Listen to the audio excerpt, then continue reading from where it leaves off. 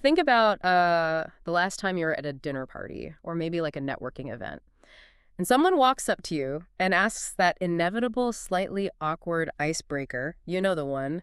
So what do? Oh, yeah, the classic. It's so automatic. Right. You just instantly answer. You give them your job title, or I don't know, maybe you say you're a student or a stay-at-home parent. We just instantly hand over a label. It's just a reflex at this point. Totally. But think about what happens if you mentally strip that label away. Like, who are you when the wifey goes out, the office closes, and that fancy title on your door doesn't mean anything to the people sitting in your living room? I mean, it is a profoundly uncomfortable question for most of us. Like, really uncomfortable. Yeah. We spend so much of our cognitive energy just constructing these identities, Yeah. right? So the idea of existing without them, it kind of feels like stepping out of an airplane without a parachute. Wow. Yeah. Free fall. Exactly. Yeah. We panic because we just assume the label is the entirety of our existence. Well, welcome to your personalized deep dive, because we are tackling that exact panic today. So our mission here is to explore this really densely packed excerpt from our sources. It's just simply titled 14e.docs. Very mysterious title. Right. But the focus of the material is this concept called live as your true self. And honestly, it's the kind of philosophical framework that just quietly dismantles everything you assume about your daily routine, your ambitions, and, well, your fundamental identity. Yeah, and it wastes absolutely no time getting straight to the friction, like right out of the gate. No warm up at all. None.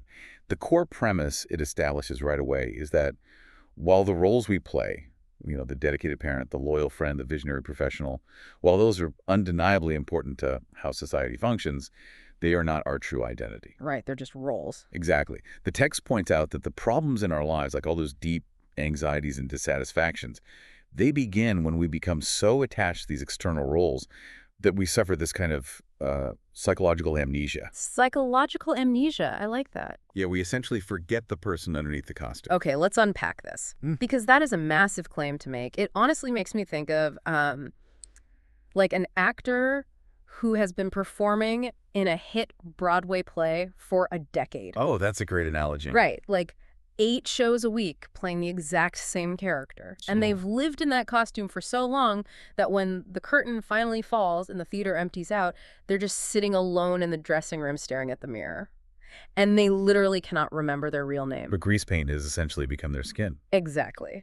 But, I mean, I have to play devil's advocate here with the premise for a second, because aren't these roles exactly what give our lives structure and meaning? Wow. Like, if I'm a parent, that role requires a massive non-negotiable sacrifice of my time and my identity. Or if I'm leading a company, there are hundreds of families relying on me to be that decisive leader.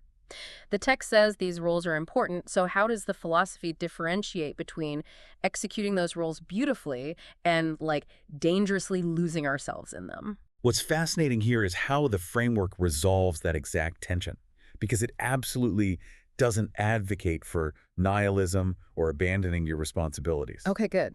So no running away to the woods. Right. No, it's not telling you to walk out on your family or just quit your job. The distinction it draws is entirely internal.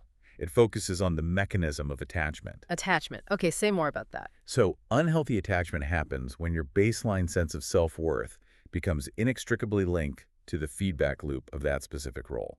Meaning, like, if the role fails, I fail as a human being. Precisely. Let's look at the actual mechanics of it. Say your entire identity is successful startup founder. What happens to your soul, essentially, if the market shifts and the company goes bankrupt? You'd be crushed, completely destroyed. Right, or if your identity is straight A student, what happens to your psychological stability when you inevitably fail a crucial exam? If you fuse the role to your core self, then any threat to the role is perceived by your brain as a literal threat to your existence. Oh, wow. That makes so much sense. It triggers a survival response. Exactly. So the philosophy argues that our true identity has to exist completely insulated from those external outcomes. The roles are just the stage we're standing on. They're the context, not the soul of the actor. So it's the fundamental difference between saying, I am currently performing a difficult job versus I am my job. Yeah, perfectly stated. And the source material takes this separation of the role from the self and pushes it into deeply uncomfortable territory. Like, it forces us to look at how society essentially mislabels almost everything we value. Oh, yeah. It demands a total cognitive reframe of how we measure a human life. Here's where it gets really interesting, Yeah. because the premise introduces this radical redefinition of what we are even allowed to call an achievement. Right. It flips the whole concept on its head. It does. It argues that the physical body we're born with, our social status, our accumulated wealth, and even our prestigious professions, they're merely circumstances we receive. Circumstances, not achievements. Yes, circumstances, not achievements that define our worth. But I'm struggling with this absolute division, though. How so? Well, think about someone who spends 10 brutal years in medical school, sacrificing their 20s, studying at 3 in the morning to become a neurosurgeon. Society calls that an achievement. And frankly, it feels incredibly earned. Oh, absolutely. It's a massive effort. So how do we justify stripping away that sense of achievement and just slapping a label on it, calling it a circumstance? Okay, so we aren't actually stripping away the achievement. We are just relocating it to where it actually belongs. Relocating it, okay. If we connect this to the bigger picture, we have to look at the underlying mechanics of what is actually happening during those 10 years of medical school. The title of neurosurgeon, that is the circumstance you eventually unlocked. Right. And the social prestige and the high salary, those are just external conditions that society has temporarily agreed to attach to that role. Temporarily agreed. Interesting. Right, because society's values shift. Yeah. But the actual achievement, the thing that belongs to you entirely, is the resilience you forged at 3 in the morning. It's the discipline, the focus, the delayed gratification, the grit. Okay. I see the distinction now. So the diploma on the wall is a circumstance that could, burn in a fire. But the resilience is the internal architecture you built. Exactly. Because think about what happens if a tragedy occurs.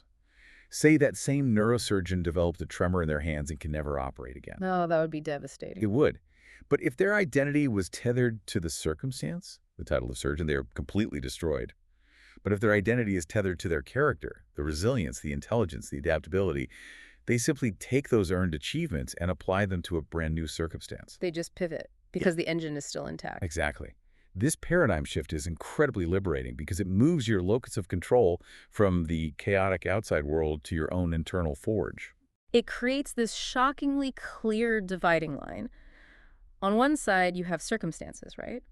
Your body, your social status, your bank account, your profession, and those are inherently fragile. Highly fragile. Yeah, they fluctuate based on the economy or genetics or just pure luck. But then on the other side, you have character. Your integrity, your compassion, your honesty, and your chosen values. Those are your actual responsibility. Yes. No one can give them to you.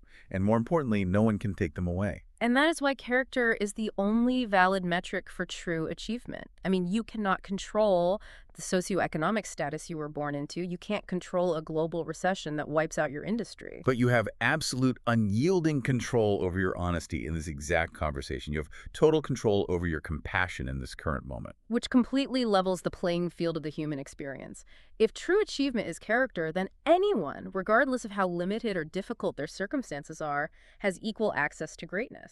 It's a profoundly democratic way of looking at worth. It is a beautiful concept, but, the friction here is that we don't live in a monastery. No, we definitely do not. We live in a hyper-competitive modern world that is completely obsessed with those fragile external markers.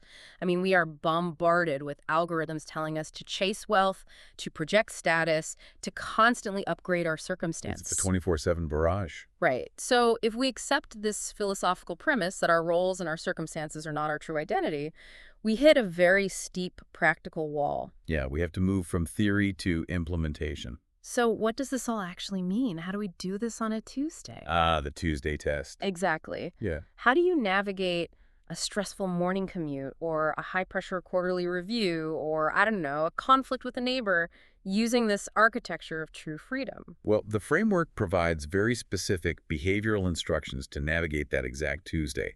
The core mechanism is recognizing the sheer exhaustion of pretending.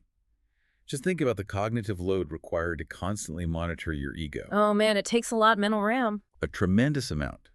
When your identity is tied to your circumstances, you have to constantly manage how other people perceive those circumstances. You're managing PR for yourself all day. Exactly. You have to buy the right clothes to project success. You craft the perfect email tone to sound intelligent. You curate your social media to prove you're happy. You are constantly on defense, protecting the costume. That sounds exhausting just saying it out loud. Right, so the philosophy points out that real freedom is physically and psychologically achieved when you just drop the exhausting act of trying to impress others. Because if the costume isn't the real you, why waste energy defending it? Precisely. And to replace that defensive posture, the framework offers 4 actionable instructions. Speak truthfully, act with kindness, fulfill your duties sincerely, and remain humble regardless of your achievements. Okay, let's really dig into the mechanics of those 4. Because on the surface, they sound like simple platitudes. But there is deep psychological engineering at play here. There really is. So first, speak truthfully. If we look at that through the lens of cognitive load, speaking truthfully eliminates the need to constantly monitor the persona you've built. Right, you don't have to keep track of your lies or even your exaggerations. Exactly. You don't have to remember which version of yourself you presented to which colleague. It is an immediate shedding of dead weight. It brings you firmly into reality, and that leads directly to the second instruction. Act with kindness. And this isn't just about being polite. Okay, what is it about?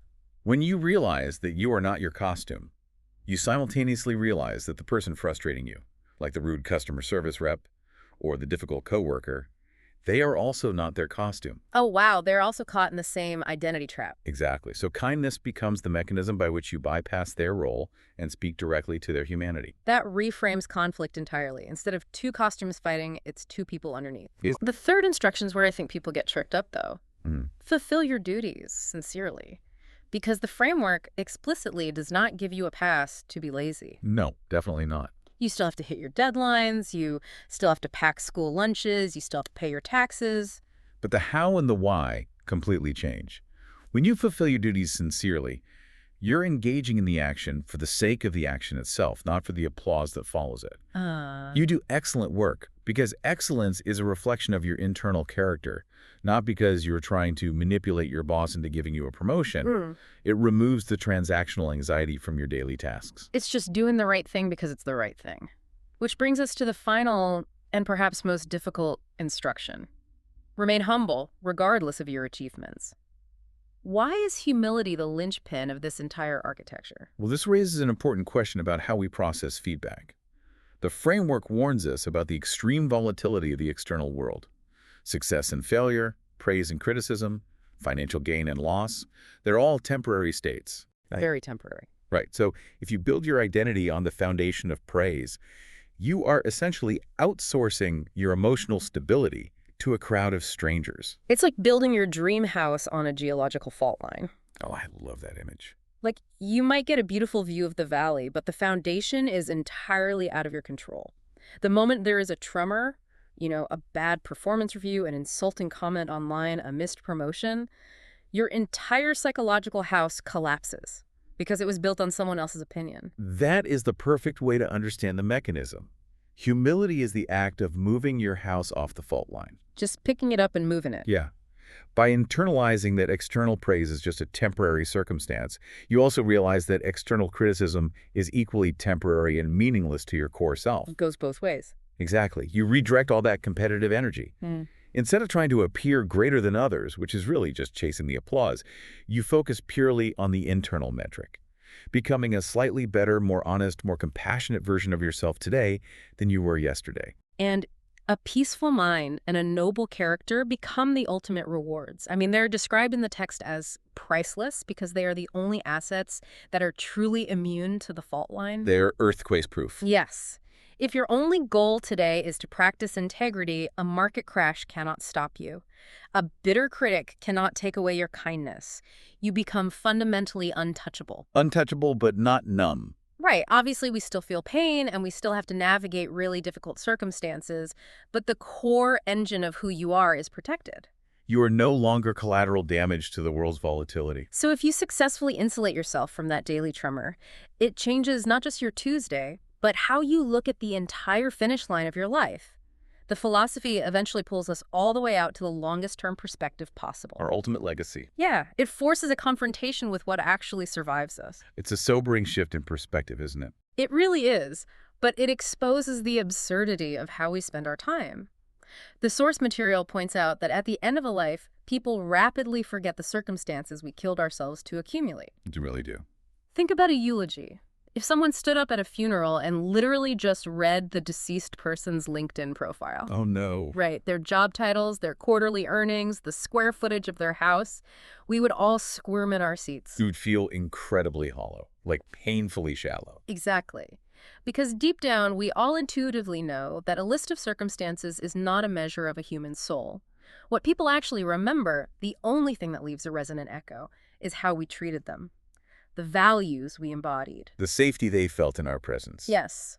The framework defines true success solely by the goodness of our character and the peace we manage to cultivate within our own hearts. Which culminates perfectly in the closing thought of the document.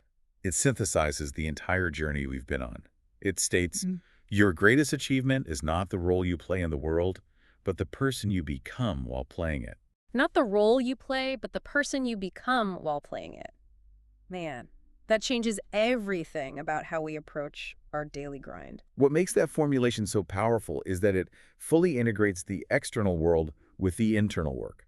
Like, it doesn't ask you to reject society. Right, you're still in the world. You are still playing a role. You are still managing the team. You are still navigating the corporate ladder. You are still raising children. But it completely reframes the purpose of those roles. The role is no longer the destination. It's the training ground. Exactly. It is the gym where you go to lift the weights that build your character. Okay, I want to make sure I am grasping the practical application of that. So let's say I'm a manager dealing with a truly toxic, difficult employee. A very common scenario. Right. So the old paradigm says my goal is to assert my authority, fix the circumstance, and protect my title as a good manager. But under this new framework, the toxic employee is just the heavyweight in the gym. Yes. They are resistance training for your soul. Wow. So the actual goal is to ask myself, who am I becoming in the middle of this stressful conversation? Am I maintaining my integrity? Am I practicing patience without compromising my boundaries? Exactly. The role of manager is just the context. The true achievement is the patience I develop while dealing with the headache. You're using the raw material of your difficult circumstances to forge a noble character. The obstacle literally becomes the way you build your true self. So as we bring all these moving parts together for you listening right now, we have covered a profound shift in how to operate in the world. We started by identifying the trap of amnesia, the danger of confusing our core identity with the temporary costumes we wear every day. And we mapped out the critical difference between the fragile circumstances we navigate, like our status, our wealth, our titles, and the enduring character we actively forge. We looked at the underlying mechanics of true freedom, recognizing the exhausting cognitive load of pretending and replacing it with the very real practices of truthful speech, kindness, sincere duty, and humility. We basically moved our psychological houses off the fault line of public opinion. That's the goal. And finally, we saw how our ultimate legacy is completely independent of our resume. It's defined only by the person we become while playing our roles. Because this deep dive was customized specifically for you, the listener, the most important phase is the application. As you go about the rest of your week, try a simple exercise in awareness. What's the exercise? Just observe the costumes you put on. Notice the exact moment you slip into the employee mode or the parent mode or the networking mode. You don't need to sabotage those roles, just watch them. Pay attention to how much of your internal peace you are sacrificing to protect that specific costume. That's a great test. And ask yourself if you are letting the feedback of that role dictate your fundamental worth as a human being. It all starts with that quiet awareness, which brings us to our final thought. We want to leave you with a scenario to chew on, something that strips away the theory and tests the foundation we've just discussed. Let's hear it. Imagine if a sudden, unexplainable plot twist stripped away all your current titles tomorrow morning. Just gone. Just gone. You wake up and your job title is gone. Your social status is erased, your bank account is zeroed out, and all your professional accolades have vanished. The completely blank slate in the eyes of the world. That's terrifying. It is. But if all the circumstances were removed, what is the exact shape of the character that would be left standing there in the quiet? Would you be proud of who is left? That is the ultimate metric of a life well lived. It is the only metric that survives. Thank you so much for joining us on this deep dive. It has been an incredibly challenging and rewarding exploration. And, well, we hope it gives you a powerful new lens as you step back onto the stage of your day. Take care of yourselves, and we will catch you next time.